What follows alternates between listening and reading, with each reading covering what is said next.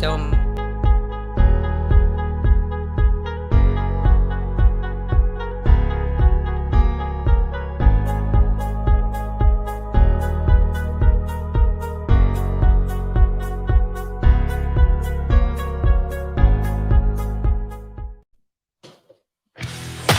This is From the Big House to the Penthouse podcast. Stories of addiction and recovery. The lie is dead.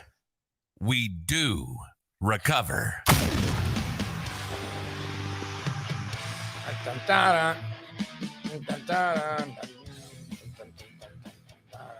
Y'all have good music. It is really good music. Like really It good. is. We like rock and roll.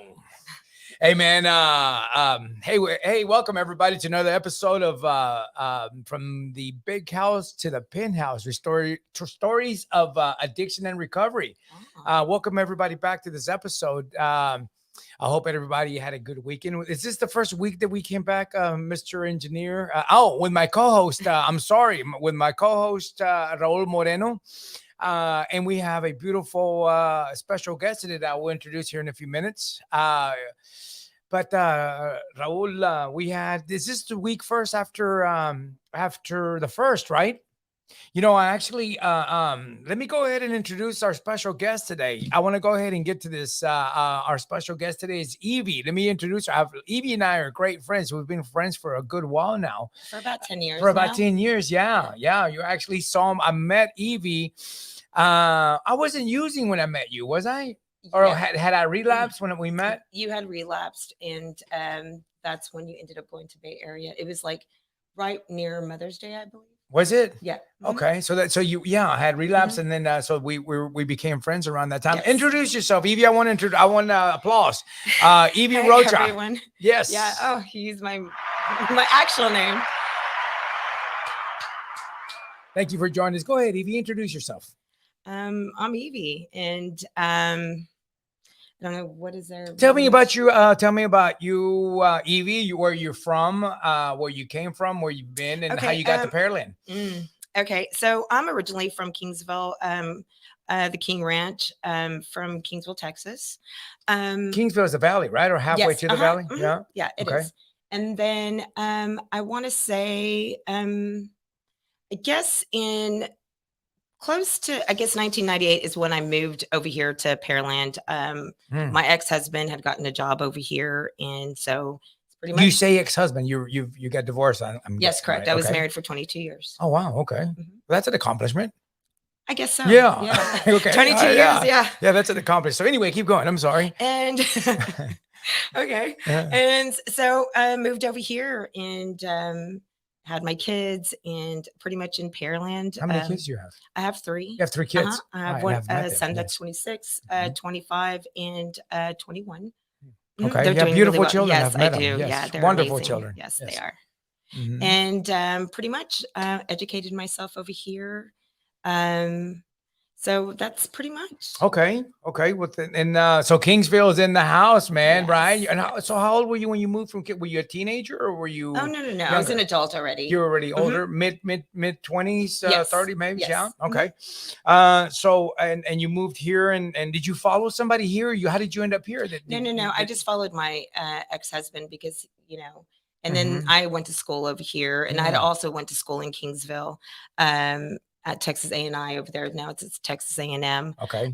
Got a degree. Have my bachelor's. You have a degree? Yeah, I have a bachelor's. Really? I have a bachelor's in science. So you're educated. Just a tad. You're educated. Yeah, just a educated. Or what do you say? Educated. Educated. Yeah. All right.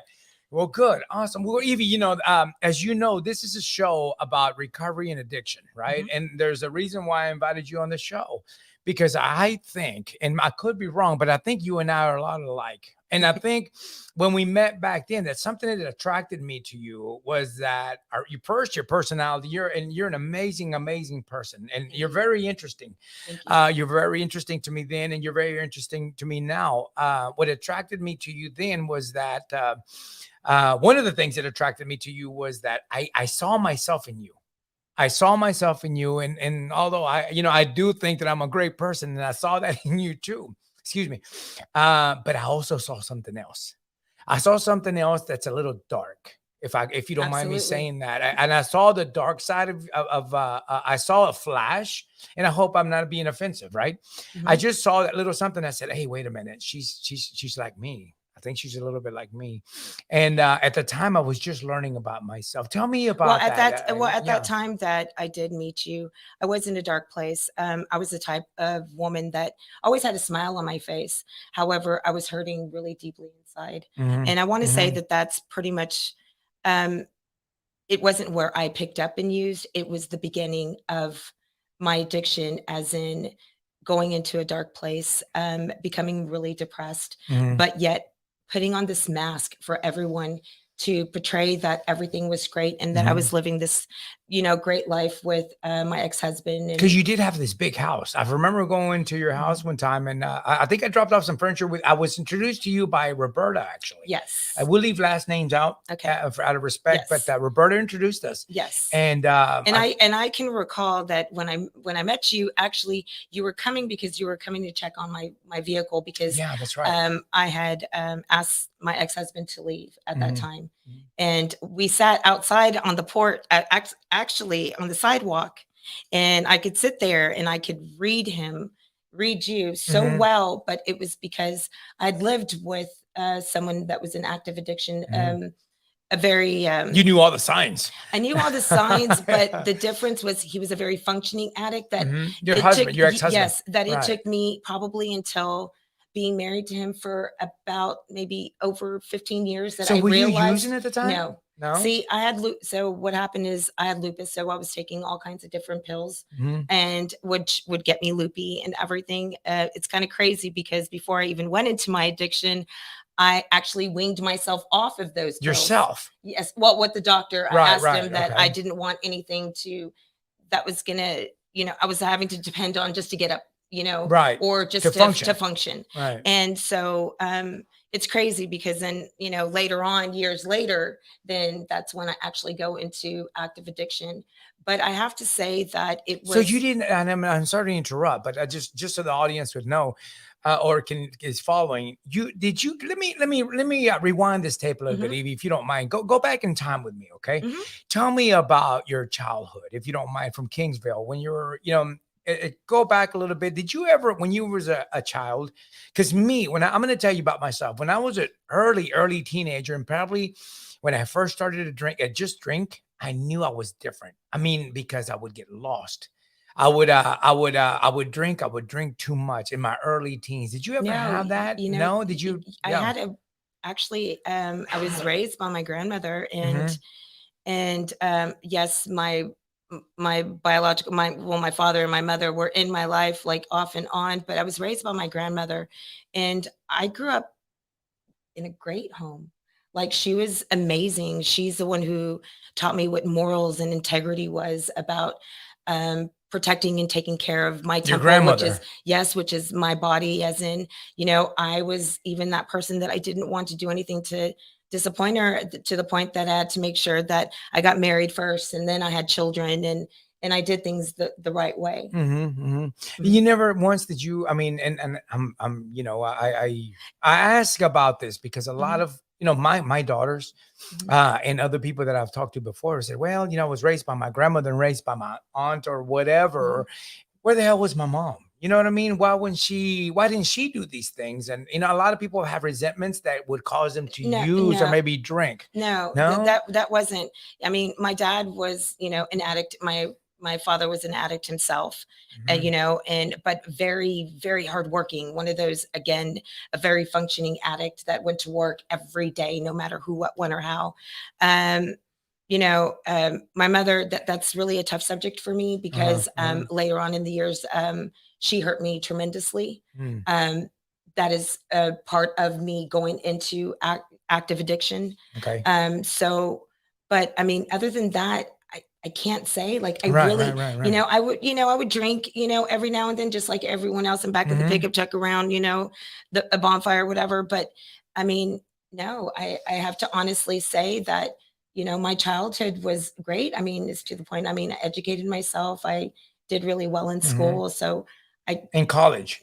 Yeah. So in college, there was no big parties that you would get lost or that you would, No, I was you already would- a mom and a wife. And when You I were became when you were a going to wife college. and a mom, those two, I took those two and I ran with them because, I mean, that's one thing I could honestly say. I truly enjoyed being a mom, and I truly enjoyed being a wife. Mm-hmm. And, even through the trials and all of the craziness that my ex-husband brought into my life, he did educate me. He did pay so that I could become an educated woman. So I am very grateful for him for that. Your ex-husband. Yes, I'm truly so he grateful. supported you through that. Oh, absolutely. It wasn't all bad. He was a really good man. He is a good man. He just, just like a lot of us, and that's why because we lost our way. Mm-hmm. So, it is what it is. And, all I can do is pray that I hope that, one day he actually gets it. I hear you. Question: do you think addiction is hereditary? Am I saying that word right? And Mr. Engineer, hereditary. I wouldn't necessarily say because you're hereditary. The reason I'm saying that is because your dad. But it wasn't something that I was around or subjected to. Mm-hmm. It was something that I knew of, but never was it around me to where I could say that I picked up those behaviors. Mm-hmm. So I think that for some, it is learned behaviors. For some, it's just an escape. Mm-hmm. It's every person is truly different. You can't base one thing on one person, Mm-hmm. So I don't think it would be fair for me to say, yes, it is hereditary, or yes, it is this way, because every story is different when it comes to why someone picks up and actually uses for the very first time. So tell us, you told us how you moved here from, from Kingsville to Houston or Pearland, Mm-hmm. and with your husband, and you started a family. Evie, when did you think that you had some kind of a problem with some kind of substance, either alcohol or any kind of drug? When was that point when you said to yourself, doggone it, man, I think there's something wrong. So I'm not either getting up really late in the morning, not feeding the kids, or, one thing I'm grateful for is that when I did. did go into addiction, my kids were grown already. I'm glad that that's not part of my story where I subjected, that, in their lives at young ages, or, that's not part of my story. I think I really realized that I had a problem when, it's crazy. It wasn't when I was using, it was when I went to jail, and Judge Sebesta, of course, he had given me 6 months. I think it was like 6 months, and then I will come for a review in front of him.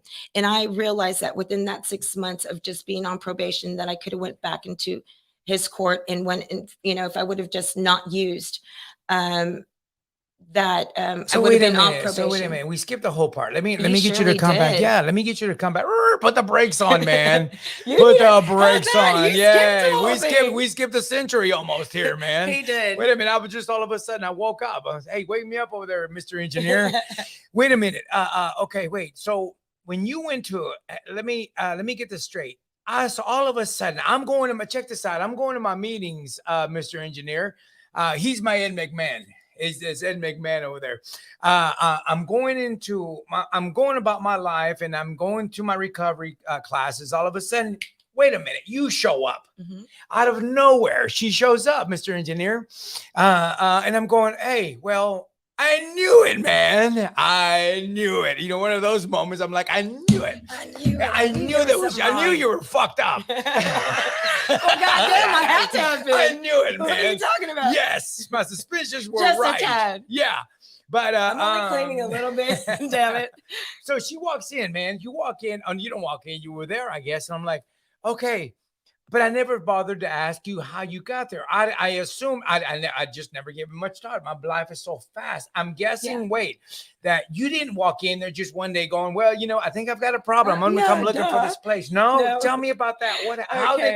How did and what were you using? I want to know what you were using. I think what I was using would be irrelevant, wouldn't you think? I'm just kidding.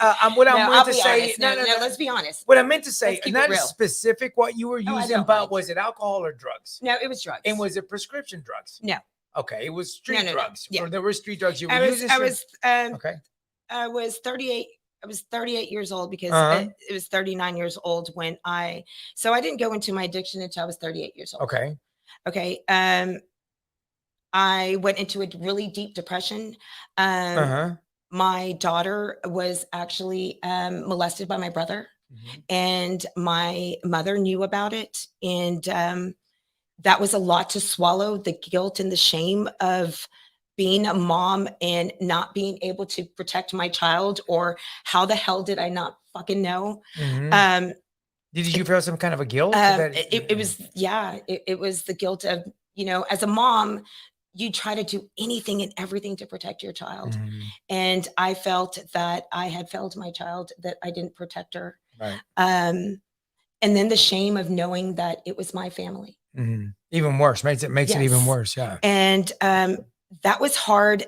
I'm able to talk about it now, but years ago, I couldn't even say it out loud because of the shame and the guilt of, because it is a sick and twisted story. Um, and now I'm able to talk about it because I processed it. And but that Were you in addiction when so that no, happened? No, no, you were clean? I was clean. Mhm. And so after the trial and everything, and he got 5 life sentences, and he went to prison. I thought that I would feel better, Mhm. and I didn't. Uh, it just became so much real. Through all the trial and all of those things, you tend to keep busy, and you're like on autopilot, that you're just going and going and going. Mhm. That that autopilot just stopped. It was like a plane in the air, and it just stops. Mhm. Well, what happens to that plane? It just eventually starts to just Right, just starts. come down, And that's where I was. And for the very first time, I looked at my ex-husband, and I begged him for help. Mhm. And I asked him, and that was the very first time that he had ever saw any kind of weakness in me. Mhm. And he took advantage of that. Mhm. And he said no, that he wouldn't get me help. And I had already gotten him help before, so I didn't understand. But he also blamed me and blamed my family for everything that had happened. He swiped all our accounts. He took everything from me, and he says, "You will beg me for $1." Mhm. And I'll never forget that. And he comes from a lot of money, Mhm. and he got it to where he could still live in the house while while our divorce was going, and which I thought was really sick and twisted. Mhm. And eventually, I was really depressed, and um, we had a construction company, and one of the guys, I'd noticed that he would work long hours and stuff, and he would always say, "Hey, can I put something in?" I had a safe, and I would say, "Yeah, you could."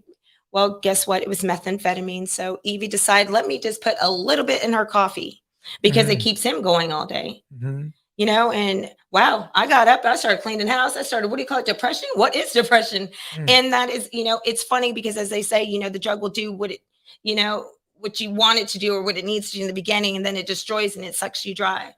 Well, Mhm. that is so correct. Within 11 months, I was stealing, robbing. Um, I don't want to say other things because I don't want to, what do you call it? But Mhm. I was doing the worst of all. I ended up homeless, Mhm. um, living in the streets. I became ruthless and Mm. ugly. I had become everything I hated. Mhm. Yeah, And that happens to us, yeah. and I was gone. And then, one day I get stopped. I have dope in the car. I go to jail, and that's how I ended up in Judge Sebastia's court. Courtroom, uh-huh.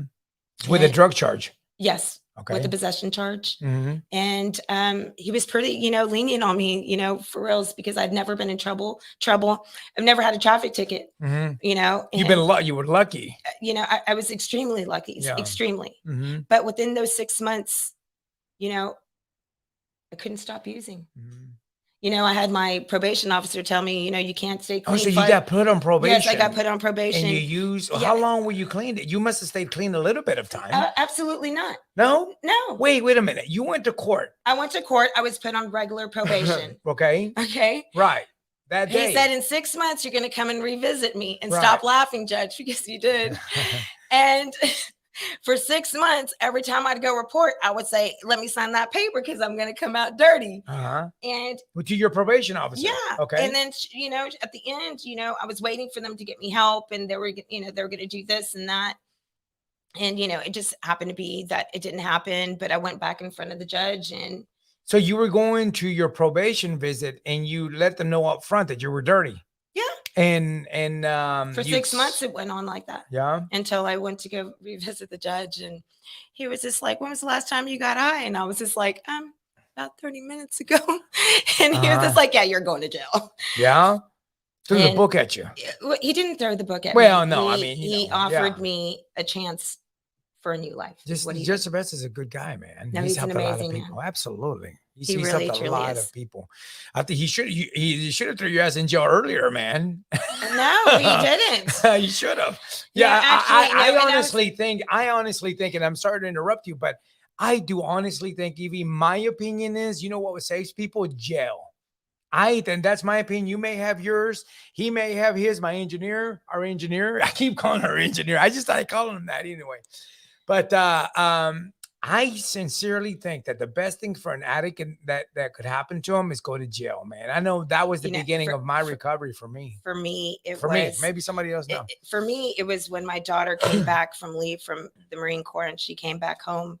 And since they were little, we always did letters from the heart, and we'd put them on the side, on the table. So anytime we needed to express something, whether it was a good thing or a bad thing, but being able to express freely, is when I got the letter from my daughter that said that I was toxic for her, and that the best thing was for her to love me at a distance.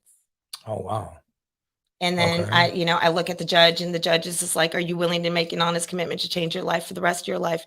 At that honest time, I just kind of looked at him dumbfounded. I had so much hate and anger that, he was that, I was so angry, and I had so much hate that, it didn't matter. Like, I figured my life was already done with. So what happened? What happened? I mean, whenever you went, he threw you in jail. You went to jail. How long did you go to jail for? I went to jail for 3 days. That's it? He says you're going to jail for 3 days, and you can never use again, is what he said. Literally, you can never pick up again. He goes, if not, you're going to go to prison. He told me I said he threw me in jail for like 4 months. Well, goddamn. I mean, I'm pretty sure you had a record a little bit more hefty than mine, baby. Look who you're dealing with. Look who you're dealing with. Yeah, right? I mean, for me, he was just like, I don't know if I should be scared of her or if I blah blah. I mean, because he will tell you that that I was truly playing favorites. Bad Sebest out here, man. No, he was playing scared of me. favorites. Do you know? I truly didn't I truly really didn't have a conversation with Judge Sebesta until about a year later after you got out after those 3 days? After I was in drug court. In the first year of being in drug court, I was angry, I was bitter, I didn't speak to anyone. So tell us about what I had to do. Before you get to drug court part, tell us. So you went to jail for 3 days, and tell us after that. Break it down from there on. From getting out, you spent. Tell us I want to know what you felt inside when he said you're going to jail, and that you knew that you were going to go to jail. I want to know what was in your head and your heart and your mind. Hey, Judge, would you like to text it in there, because I could say what I said? Fuck you. No. Yes.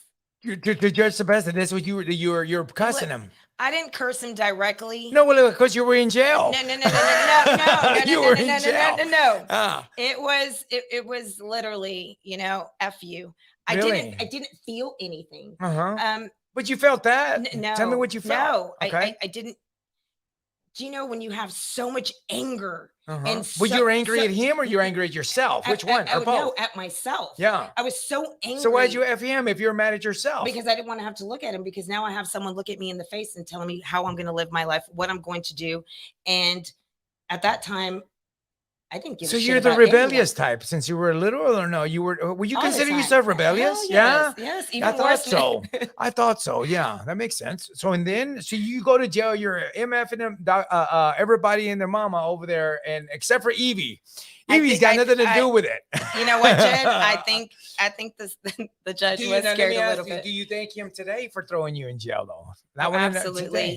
He's probably. We're gonna skip back and forth. Yeah, go ahead. No, he is one of the most amazing individuals that I've ever encountered in my life. That's not what you said before the show started. That's not true. That's not true. No, you're a lovely person. No, the support that he has given me has been surreal.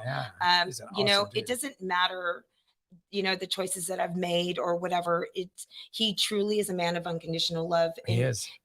just for everyone, because he truly believes and he has the passion, and Mhm. no one can do the job that he does. I don't think there's He's another going to be a human hard being. replacement, man. He's not There- coming he back. is not Yeah. replaceable. What are you So talking you're, about? so you're, and don't skip it. You keep coming out of that question, Evie. What question? The one about sitting in jail. What were you feeling? You were mad at yourself. You were mad. You were upset. You're motherfucking the judge and everybody. You were blaming everybody but yourself, or is that you were blaming yourself too? Because me, I wasn't blaming I myself was still when I was high. in So jail. when you're high, You still, were. well, You yeah, were I was high still when you high. went to When I court. went to jail, to court, I was high. You were. It wasn't until I was getting out, like on it was Saturday So morning. you didn't sleep while you then were the- in there.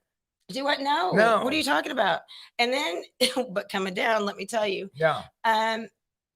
But then after that, it was, those words resonated. You can never use again. And you need to go see your probation officer on Monday.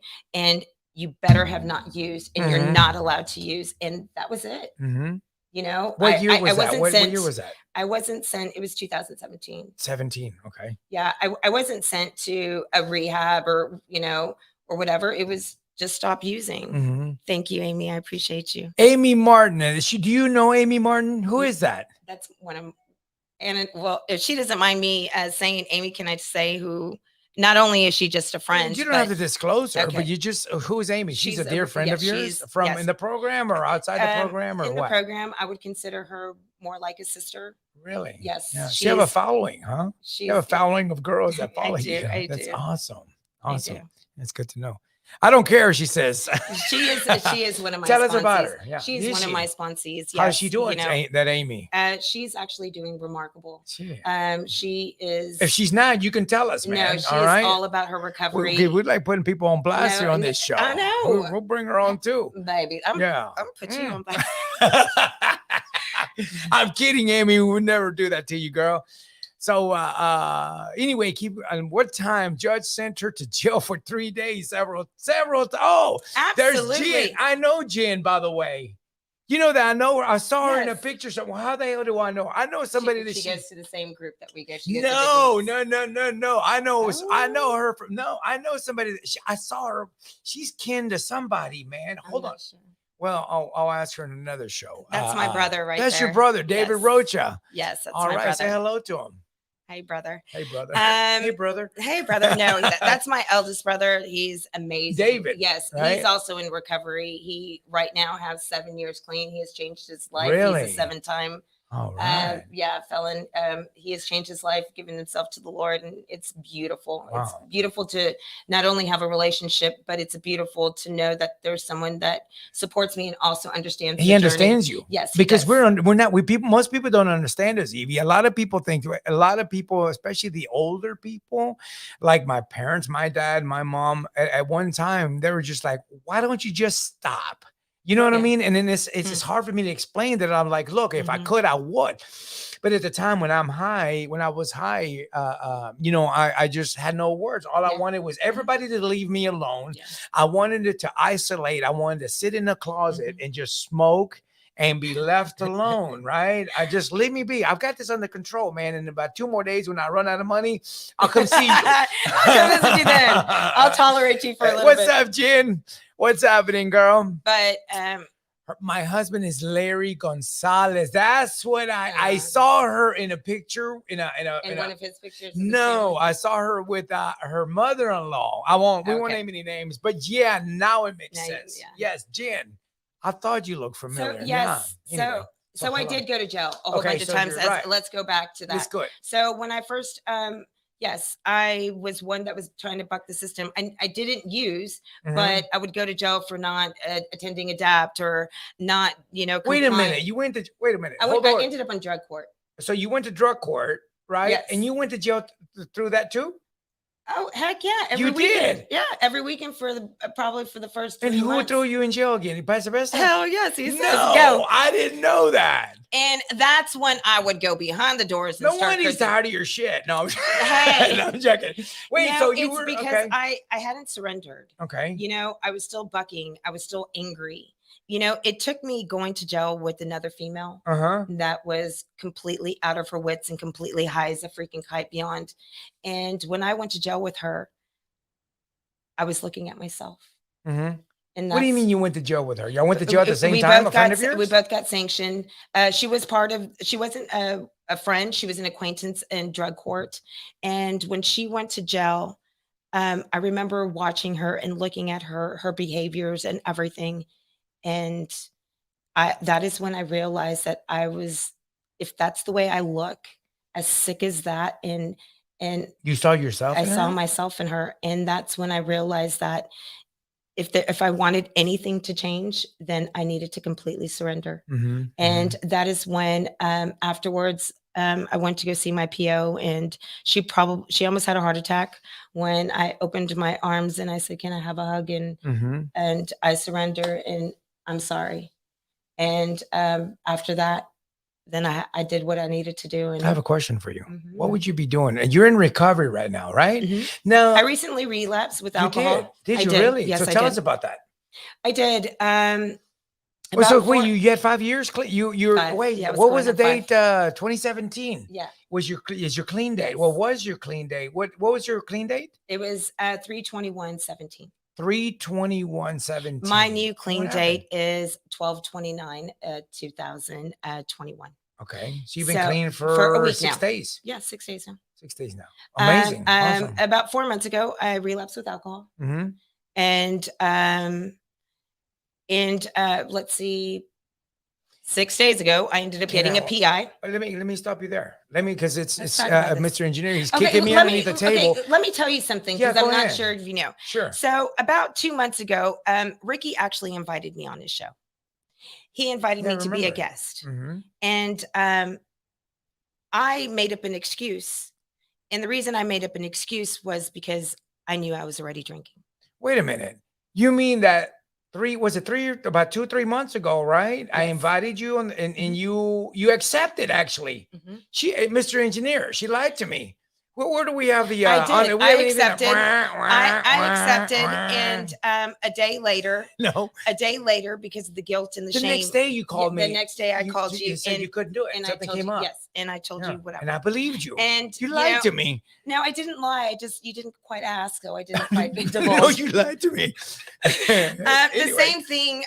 but it's okay. There was the past 2 times that the judge is asked for us to put the clean date on the Brazoria County Counseling Center page. I didn't do it because I didn't want to lie. Mhm. I didn't want to put a date when I knew it wasn't true. Wait a minute. So you had relapsed and he was asking people to put their clean and you wouldn't put yours and he didn't know you had relapsed yet. No. No, nobody knew. No. You were just can I say, you were ashamed to put that on there going, man, I can't put this on there if it's not true. What was it? I couldn't put it on there and put my Did clean anybody date. ask you why you wouldn't put it on No. there? Nobody said nothing. No. Everybody went about their own. Yeah, because everybody else was just putting it on. Okay. But the judge is so observant, that So what made you drink? What happened? Lead me up to what happened. I want to know because you like. Let me explain something. Were to you all thinking of y'all. about? No, Were you no, no, thinking no. about it before? Were No, you had no, reservations? no. Tell us. Let me tell Don't be you. bullshitting either. No. All right. There wasn't a thing that was going bad or a thing that was going good. Interesting. It was just a fucking choice. It is a choice. It started with Evie, a choice wait a of, minute, man. It, What do was, you mean? What does it that was mean? a It was choice of, you know what? Let me go ahead and have this glass of wine with my dinner. And then that So day it went was on. it was a glass of wine no, with dinner. And then that day went on, and then, maybe about a month later, okay, well, let me go ahead and, drink this freaking, the 6-pack. And, and then, and then maybe the next time it was just a glass of wine. And then this last time it was, you know what? I am not going to put myself behind the wheel, but I'm going to I got in a fight. I ended up getting in a fight. That's what happened, but it doesn't matter how it happened. I didn't get behind the wheel and I walked in and I got a PI. You walked home or you walked I was wherever walking, yeah. you were walking Yes. but did you have alcohol with you? No, sir. No. And And I didn't. And, and it was, and, it's so crazy because that was probably, that night has changed my life within 1 week. What happened? It's changed my life in so many different ways. Yet it was, to me, it was a blessing. where I've been ridiculed for the past week Mhm. and I've been talked down. People have spread rumors, assuming or claiming they knew this or they knew that. But it's so funny because if you knew it, then you would have went to my sponsor. You would have went to the people that were close to me. And if you really knew it, then why didn't you try to do something to help me? But instead, today they spread rumors about me, and because I didn't even realize the effect that I had on the community. But this was, for one that may say that I disappointed everyone. At the end of the day, I'm not here to prove anything to anybody other than myself. Right. I disappointed myself for the choice I made, Right. but I also knew what the hell I needed to do. Mhm. I had clarity. I didn't lose my recovery. I lost my clean date. Mhm. I knew exactly what I needed to do. I got my ass to the meeting. I was honest, straight up with my sponsor and to other human beings. That was going to be my next question. What are you doing about it? Oh, I'm doing 90 meetings in 90 days. Okay. I'm here. So this is, I guess you could consider as, a substitute for my meeting. Uh-huh. I have reached out. I have not only reached out to the people that I have kind of strayed away from, but I was completely honest. I have now reached out to other people that are in recovery that I know that even though we were never close, I know that they truly love unconditional. They are non-judgmental. They have been completely supportive through this whole thing with me. I am going to therapy once a week. I'm actually setting healthy boundaries for myself today. Self-care. I hadn't gone walking or done anything like that. Since it's happened, I've been walking every morning, every afternoon. I let go of what was important. I stopped going to meetings as frequently. I disassociated myself. I didn't set healthy boundaries that should have been implemented, especially with my job.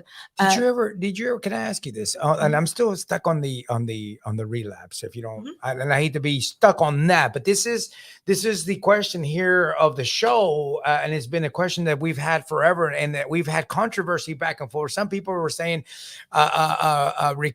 relapse is not part of recovery, right? We had a guy that was really strong about it. No, it's not, blah, blah, blah. And then we have, I'm one that says that I think relapse is part of recovery. I mean, we could learn so much from our mistakes, right? I'm glad. And you know what? What are you glad about? I'm glad it happened like this. I'm glad it happened. We need for it to happen. Because Evie. It gave me clarity. It gave me, it gave me self of groundation again. I could have made a choice, honestly. I'm not owned by the state of Texas. I don't have anyone. When I chose to go back to the meetings, when I chose to call my sponsor, when I chose to go back into recovery and start at the beginning, I'm doing it for me. Right. Not for someone else. Well, we all do it for us. No. How did we go? When we first started, the state of Texas told me to go to meetings. And of course, right. Okay. But at the end of the day, truthfully and honestly, think about it. Yeah. But do you know why the state of Texas, the reason the state of Texas, and I'm not an attorney and I'm not a judge and I'm not a whatever, but I'm assuming that the reason they have us start going to whatever whatever program they come to sign the paper and go to the meetings and all that, so we can start having these healthy, what do they call it? What's the word? A healthy, to start making healthy decisions and choices. Right. No. And I get that. But what I'm trying to say is I had a choice. I had a choice the day that I got out of jail. The choice of getting back on the saddle and fighting for my recovery, of a choice, or I was so exposed already. And if anybody knows me, I'm extremely private. And I was so exposed that everybody knew that I had relapse. To people, it doesn't matter if it's alcohol, if it's a drug or whatever, it's a relapse. So in that case, I had a choice. Fuck it. You know what? I feel so shameful already. This humility of having to, apologize and having to do this and this and that. I had a choice: either go balls to the wall and just go fuck it all up, or make a choice and say, you know what? I love myself enough that it doesn't matter what anyone else thinks, because that's their shit to carry. That's not my shit to carry. what I'm going to carry is what I did. Mhm. And you know what? I know what's best for Evie. And, for a lot of people and, and for Judge and for anybody that's helped me along the way of my journey in recovery, I don't want you to feel that you failed because of anything. It's because of the tools that you gave me. I was actually able to come back Mhm. and just say, you know what? I need to get my shit together. Mhm. And not everyone does that. And, and it's because of that, because I know what I need to do. Mhm. So it was a huge eye opener for me. Mhm. I have my children have been amazing through this whole journey. Mhm. They are like my major supporters. Like they love me so much. I'm so grateful to have them. We have a question here from Amy, or maybe it's not a question, maybe a comment. It's a huge part of recovery. We are all human. It just shows what What has to shows be what done. has to be done. Yeah, you read it. It shows what has to be done to keep from relapsing. One poor decision can change your life, which is much of part of recovery. Mhm. Yes, and Mhm. that's why it's important that I decided to come here today to Ricky, because normally I wouldn't ever do something like this. But to me, it was really important because I want you all to know that it takes one choice to change your life for the rest of your life. And I mean it, because it is changing my whole dynamics. It is now going to change my career. It is going to change a lot of different things in my life. So what are you doing different this time? Because this isn't your first rodeo like me. What are you doing This is different my this first time? What do you plan on doing different this time? Because something obviously has to be done different, But right? no, it doesn't Or have no? no. No? It doesn't have to be. Tell me about it. It doesn't have Okay. to be different. It's what I stopped doing. What did you stop doing? I stopped going to as much meetings. I disconnected. I stopped calling my sponsor the way I Mhm. should have been. I disconnected from women, and stop being part of that community. And I would give back. Don't get me wrong. I still went to meetings or peer support, but I was giving How did half-ass. you come? I want to ask you, how did you get a hold of the wine? How did that come? How did it end up in your possession? Did you go buy it, or It just did a happened to be friend? you're at a restaurant. You're at a restaurant. So you're at a restaurant, and No, you were at that's, a yeah. restaurant. So I'm saying you're You at a restaurant, like okay? as someone is at a restaurant, Okay. and that's how it happens. But my whole thing, Ricky, and let me get this clear: doesn't Yeah. matter where I got it from, how much I used, or or where I did it at. Mhm. That's irrelevant. The Why fact is it is, irrelevant? because the fact is, I just freaking relapsed. Mm. That's all that matters. Well, here's the It problem. doesn't matter how much you did, what dope dealer you got it from, or what No, store you bought none it of that. from. No, none of No, that. it has nothing. I made the choice to Mhm. consume it.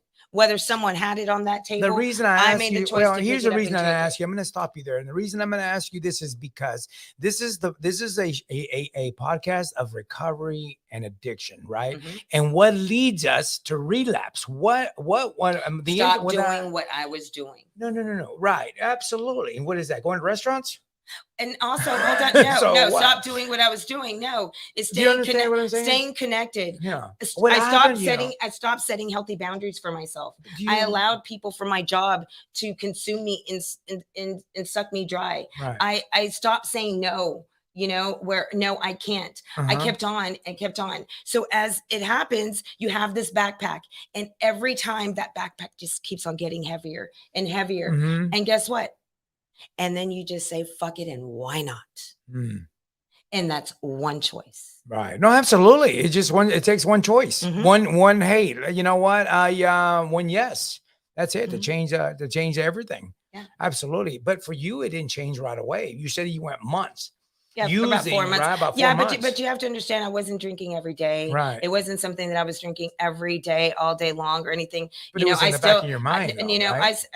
no, if it was there, great. It wasn't like, oh yeah, this is what No, I'm what going I'm to do at saying is the end that of you the had day. relapsed. It was in the back of your mind Yes, because you were yes, saying and I something knew, about that. and Yeah. that right there was already It was weighing heating heavy on you, Oh right? yes, because I wanted to say it. It's Mhm. it's perfect when they say secrets keep you sick, Yeah. because they do, because it's a heaviness. See, Mhm. when you're actually living your truth and being completely honest in your recovery, Mhm.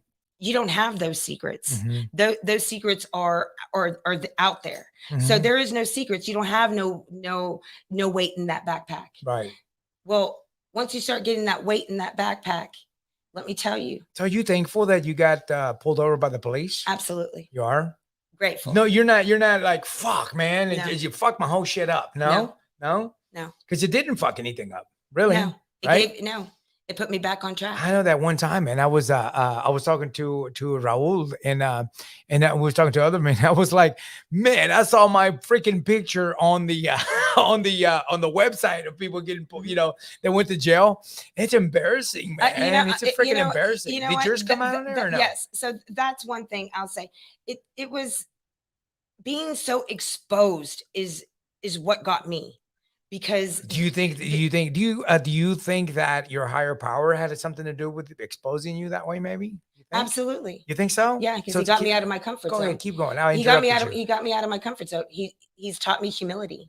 He's taught me acceptance. Right. He's taught me that no matter the adversities that go on in my life, that I can prevail, and that there is always something good out of anything, and I'm going to say it's progress, not perfection, because you know what? It could have been methamphetamine. And I'm grateful that it wasn't methamphetamine. And I'm so grateful that it was alcohol and it was a PI. I'll take it. I'll take that one and I'll run with it, because guess what? It took that to know and love myself enough to set boundaries and know and put me back on track. Because I'm doing this for myself. I'm doing this because I love myself enough to give myself the ability to get back on track and to keep on striving.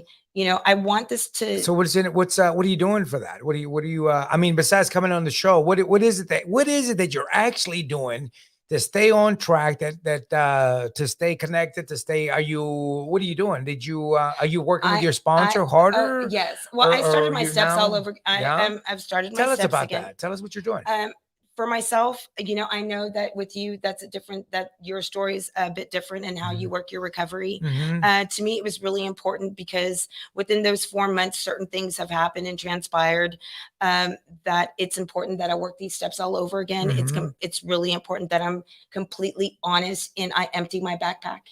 And so I have started that. I started backpack, man. It's heavy sometimes. Yeah, some bricks. Yeah, go back to the basics. Yes, that is my sponsor. Thank you, Jennifer. I love you. Go back. Your sponsor's watching. Yeah, go back to the basics. But not just that. I have to say that not even in early in my recovery, I was. I would talk to people, I would go to meetings and I would hug them and I was cordial, but my circle is my circle is extremely small because my circle is extremely always. Small. Okay. Always. All right. And the reason is because everybody says that, my circle is extremely small. Okay. And the reason I do that is because the people that are in my life, I truly, truly value who these people are. They are a part of me. There's nothing I would do. We can have 1 billion acquaintances and be yet so lonely.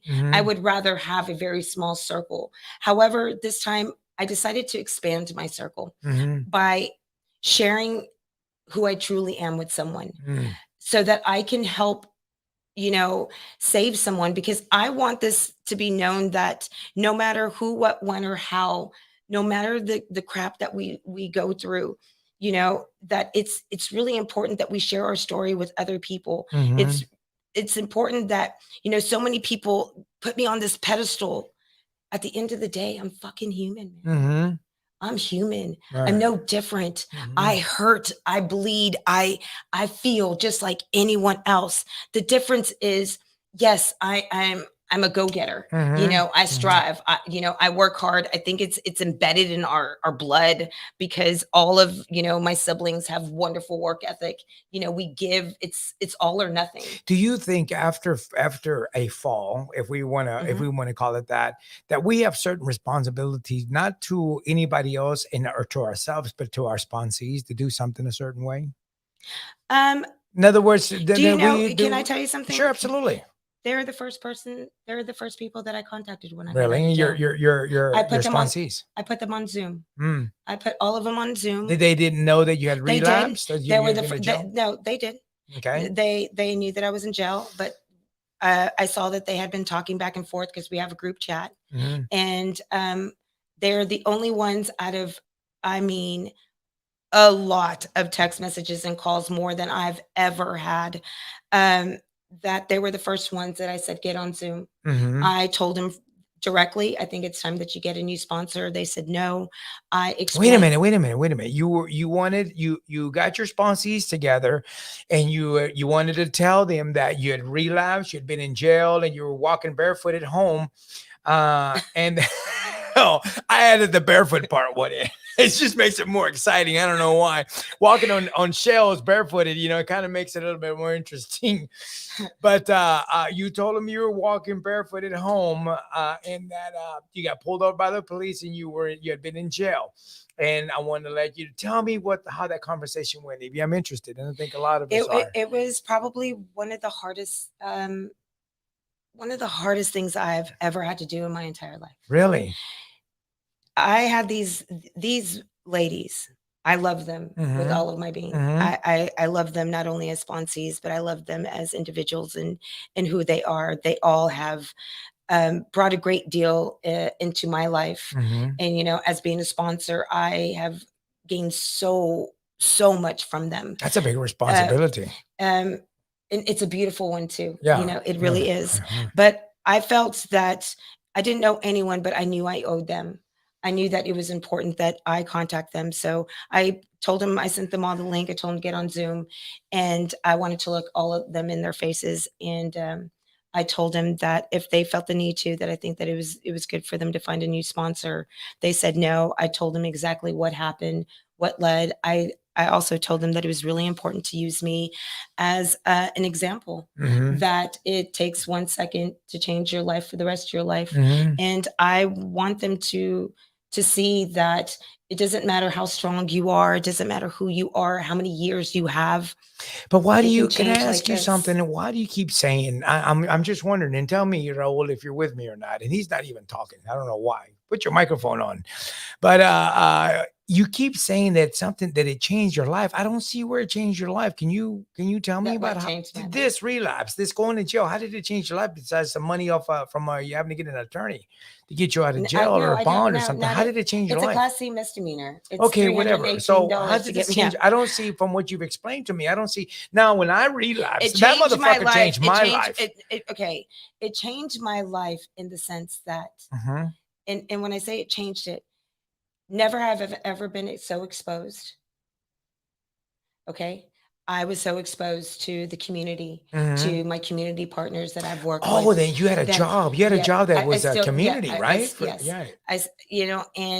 And working. So not I only did I see, feel so yeah. exposed, I then had to practice humility. And if anyone knows me, that Could you doesn't come say that very you had easy. different things to lose this time? Would you say in a different way? Not necessarily maybe did you what you're losing is something different than what is it? Maybe a position? Is that what you're talking about? Because I'm that was lost. a Tell choice. me about it. No, that was a choice that Okay. I made the decision to. So you didn't get fired from your job? No, I didn't. No, you get didn't lose your fired. job. No, I You put in resigned. yes, I resigned. Okay. And why did you resign? I mean, if I may remind me asking. Because at the end of the day, this whole relapse made me see things for face value. What does that mean? It made me see things as in, is this truly who you are? Is this truly, what is going on? As in, there was so much being asked of me, and I forgot. I stopped setting boundaries.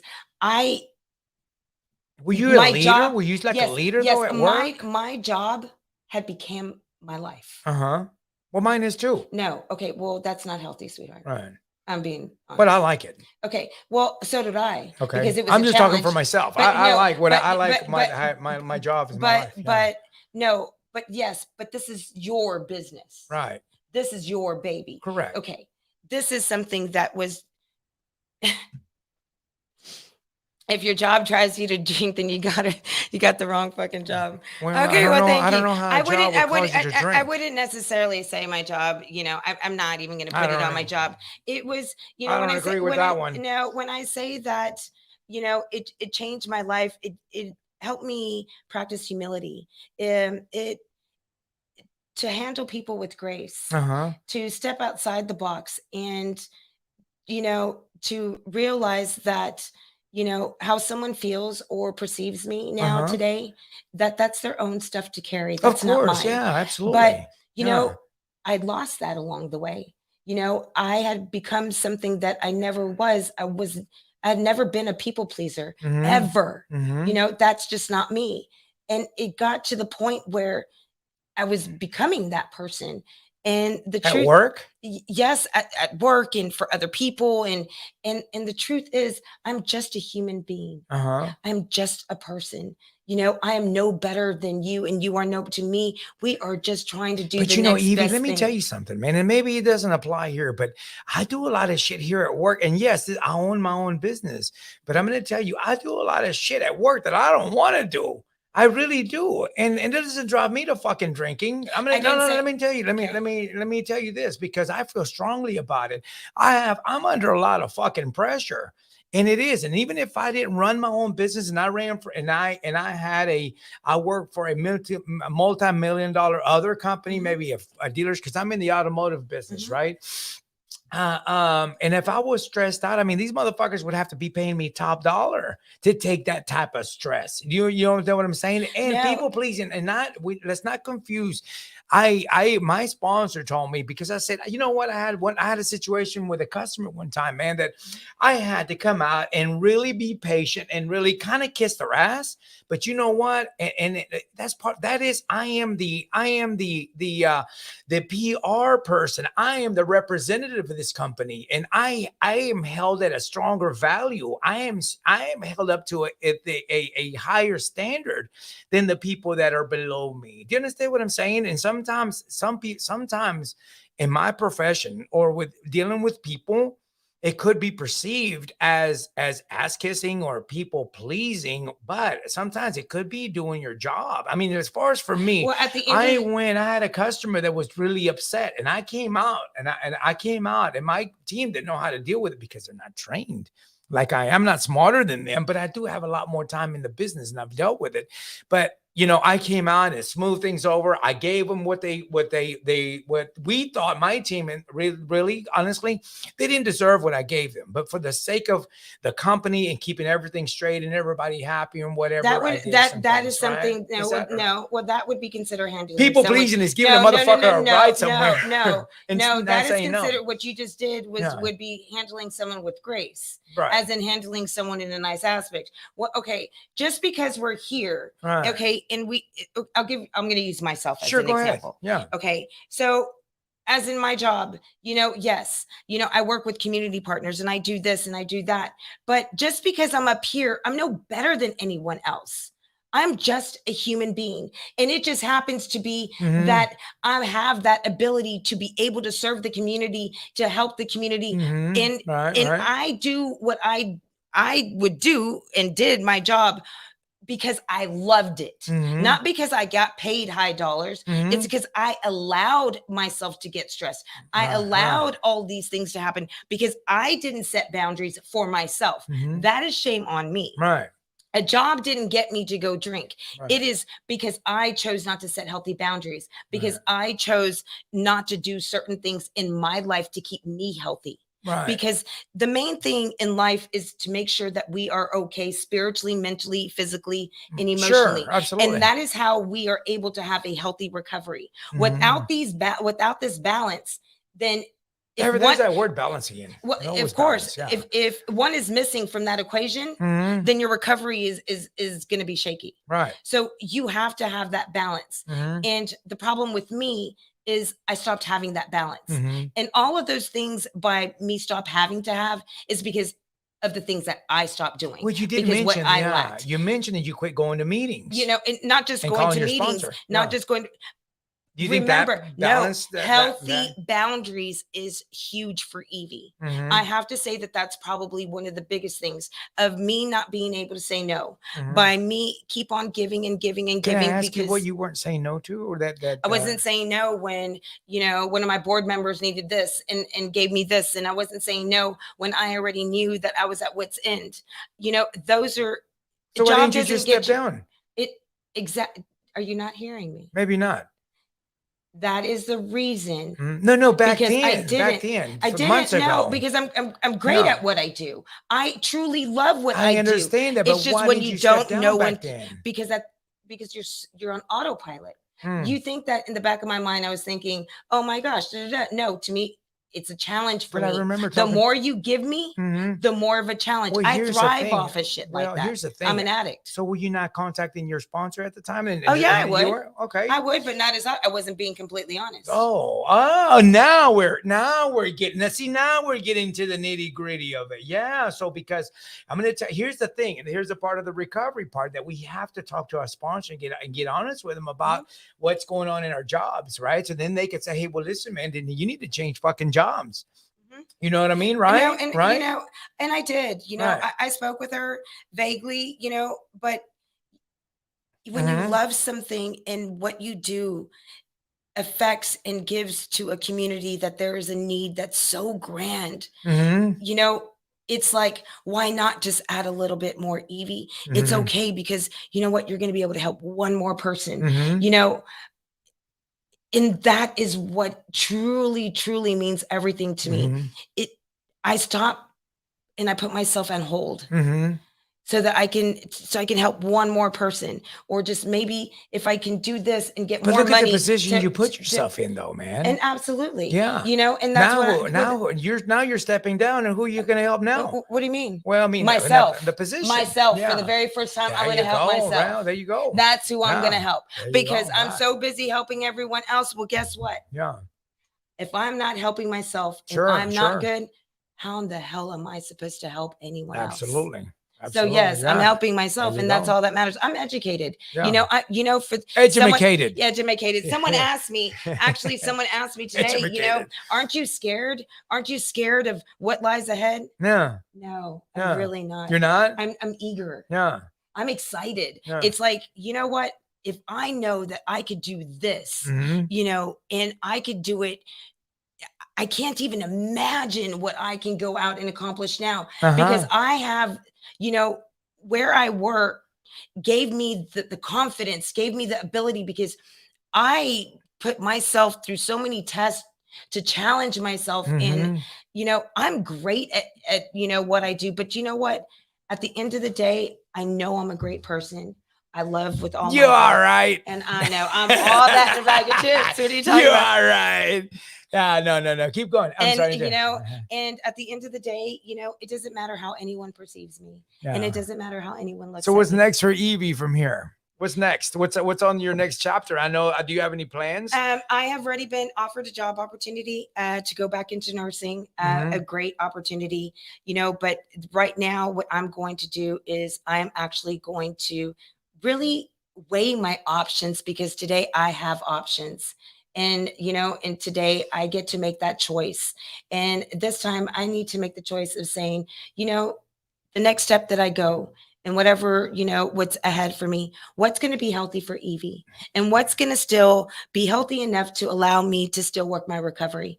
And if that falls in that equation, then wonderful. Have you had any failures?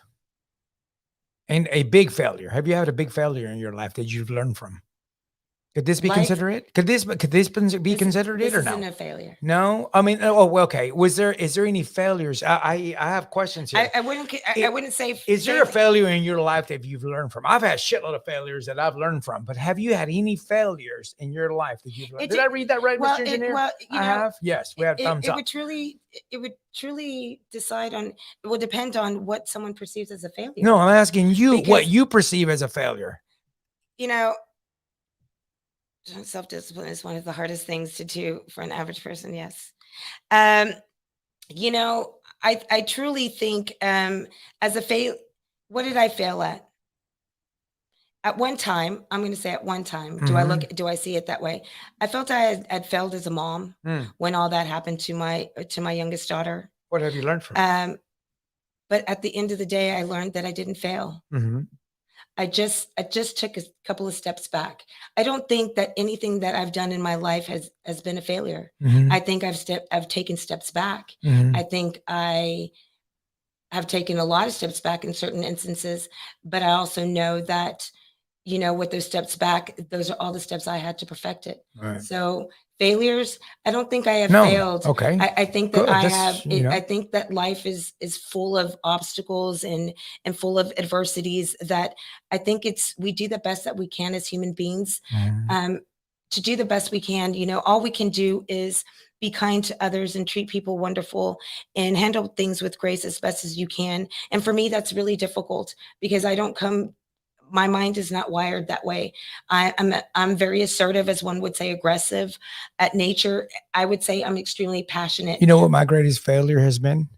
Is not being there for my children when I was using.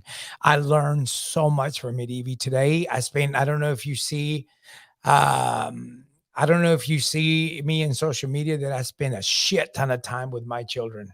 I mean, every living moment I spend with my children. But Ricky, yes. Why do you say it was a failure? Man, you know what? The failure that I made was the failure that I made in my life was to take a highly addictive drug, good and damn well, as an adult, knowing that it was very highly addictive and it was illegal. So I took it, and that was a failure in my part. Even this is something is it for a me. failure, or To would me. you say it was just one of the? It was a bad fucking decision. It was yeah. I failed. I failed my children. I failed my children as a father. There's a failure. And that's for me. That's Okay. for me. Okay. That's the way I look. I failed my children. Was I thinking about them when I took that fucking drug? No, I wasn't. Yeah. I wasn't thinking about them. I wasn't thinking about my wife, my children, my parents, all the shit that I put them through. Man, I tell you what, You were thinking about how I was just thinking about, right. No, all I did was take that drug, that first one, and I fucking fell in love with it. And then, but you know what I learned from it? This is the question of what I learned from it, man. It's from that failure. I learned so much. Today, I live every breathing fucking minute with my children. And then y'all see me. I spend so much time with my children. I love them. I talk to them. I'm actually there today. I'm actually in their lives today. And I'm going to tell you something else, man. I have this pain in my heart that something almost happened similar to your daughter happened to my daughters. It didn't happen, but I'm not too sure what exactly happened, but it was while I was incarcerated. And I came out, and we talked about this in the show before, that I couldn't even describe what I feel like doing, right? But it's a long story. One day I'll tell you about it, but it's too late. It's gone. It's over. Today, I put that through my sponsor. I did some step work, and we talked about it. And I put it. I have forgiven all that have hurt me. I've come to the realization that all of us are sicker in one shape, form, or fashion. Absolutely. And, I honestly don't believe that someone wakes up in the morning and says, this is what I want to do to a child, or this is what I want to do or hurt a human being, and all I could do is pray. Absolutely. And hope that, just like for me, addiction is, a son of a bitch. So I can't imagine having an addiction, having, a mental illness, and having no control over that. So, he is where he needs to be, but I have forgiven because that is the only way. And the honest part about it, I forgave myself. Right. That's important. That's important. And I have forgiven myself, and, and that's the best way. And that's the only way I can move on. Well, Evie, look, man, hot dog, we win overtime, man. Yeah, we actually went past time. I am so grateful. Thank you so much for accepting my invitation this time. Applause, Mr. Engineer. Yeah. There you go. Evie Rocha, thank you for coming by. Thank you, everybody, Evie, for man, watching. thank you so much. I really thank you for coming. You have a wonderful, wonderful story, man. Thank you. I wish you, my engineer, Raul, and I, we wish you great luck in your future, and we see great things coming your way, Evie. Thank you for coming on the show. And as everybody knows, everyone, for watching. Thank you for watching. And as everybody knows, if you haven't yet, follow us on Facebook. If you miss us live, you can always remember to follow us the next day. The episode is available on all podcast platforms. Mr. Engineer is giving us a thumbs up, and he's giving us a cut. He says we've got to go. We're on overtime, and thank you, everyone, our audience. And Evie, you have a great support system. Look at all the people that love you. Thank you for joining us. Oh man, look at all these people, man. You bring a big crowd. Thank you so much. You have a lot of people that love you. You're very lucky. I do. I'm very fortunate. Happy New Year. Happy New Year. And thank you. Good to see you. We're out. Thank you.